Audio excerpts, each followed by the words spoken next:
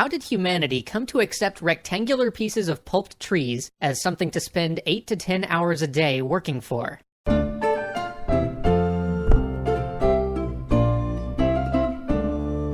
It's a pretty insane story. This change from hard currency like gold or silver is a really huge deal. Without it, we couldn't possibly have the massive industrial and post-industrial economies we know today.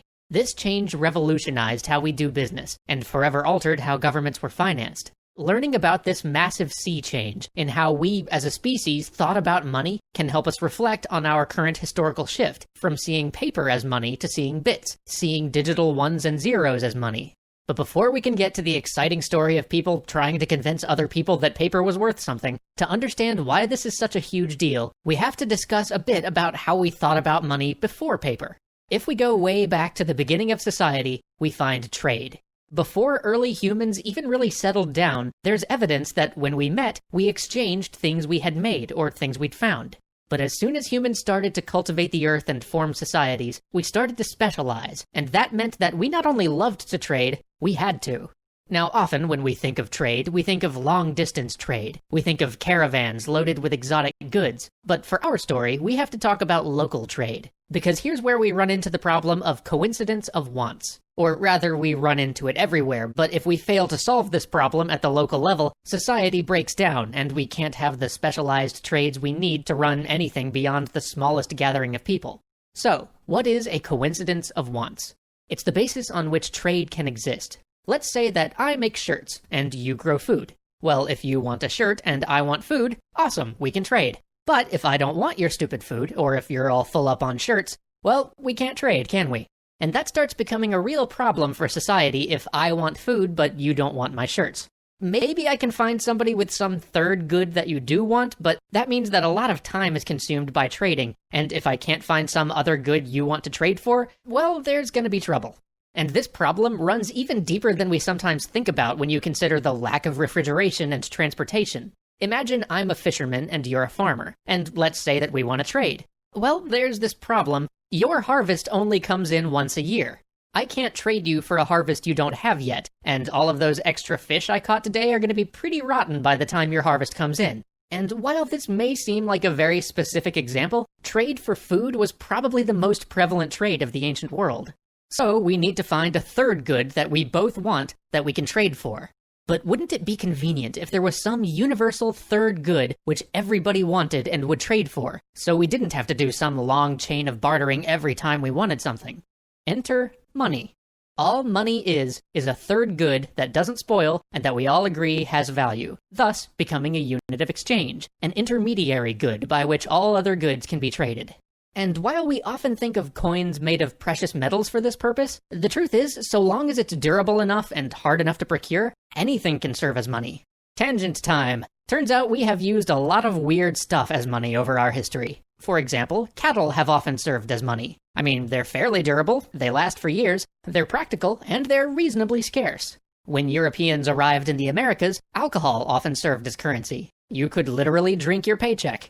Cigarettes have often become money of prisons and POW camps. Back in ancient China, money in the shape of tools and then knives became some of the first examples of precious metal money. And, my personal favorite, on the island of Yap, gigantic limestone donuts serve as money. They are so huge that once they are brought to the island, no one even moves them. They just remember who owns which ones. In fact, all of these stones had to be quarried off-island because there's no naturally occurring limestone on Yap. And once, when a crew was coming back from a quarrying expedition, a storm hit and sent their stone to the bottom of the ocean. But the crew survived and told everybody what had happened, and the islanders decided that, it still counted. So, to this day, somebody owns that giant piece of stone money at the bottom of the sea. And even though it's not really in use today, for hundreds of years that stone was used to buy and sell things, even though no one had ever seen it. Giving Yap, in some ways, one of the most forward-thinking monetary systems before the modern era. But if we want to talk about the king of them all, the form of money that has been used the longest and over the widest expanse of the globe, we have to talk about one thing. Nope, not gold, although in fairness that's what I would have guessed too. Nope, it's the cowrie shell. It's durable, impossible to counterfeit, and without modern harvesting techniques, it's not so easy to acquire that inflation will run rampant. Anyway, tangent over, back on target. We have lots of different possible types of pre-modern money, including the gold and silver coins that we so often think of when we think of money of the past. But all of these different types of money have one thing in common. They are what we call commodity money, because their value is in the commodity themselves. Even cowries were seen as rare and beautiful and could be used for jewelry and the like, and so were thought of as having intrinsic value, the same way we feel gold has an intrinsic value for its scarcity and its uses. Now that makes a lot of sense for a currency. It feels secure and reasonable. You can trust to the worth of that gold coin in your hand. I mean, after all, if you're used to trading one thing for another, why would you ever trade something valuable like a horse for something worthless like a pile of paper? But for gold or for cowries, well, that's another story. But when your economy grows, this system starts showing some of its limits. For one thing, commodity money is heavy. If you're doing massive deals, it gets really hard to transport, and it's risky to transport across lawless lands.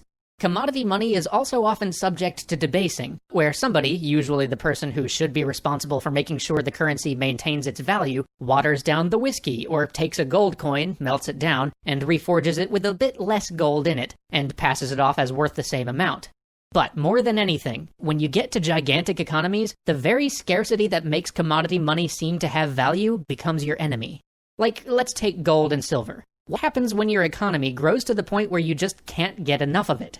We actually saw the effects of this in our episode on the Opium Wars, where so much English silver was ending up in China in exchange for tea, it was actually causing inflation and hampering basic economic transactions at home.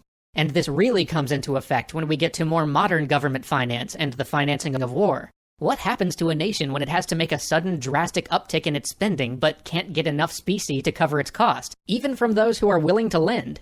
As I am sure we will see in future Extra History episodes, it plays havoc with an economy, and even the ability to prosecute a war. And the reverse of this is true as well. Currencies based on scarcity are often subject to changes in the scarcity of the commodity on which they're based, which can be trouble when somebody finds a lot more of your currency commodity.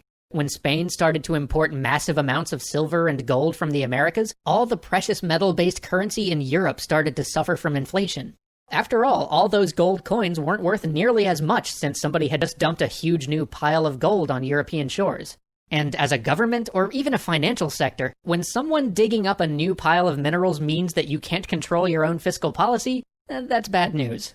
But those disadvantages are only easy to see if you're a head of state or working on the largest scale transactions. If you're just some average person in the streets, when some well-to-do says that they want to take your grain in exchange for this nice slip of... is that paper? Well, you would be forgiven for thinking that you smell a rat.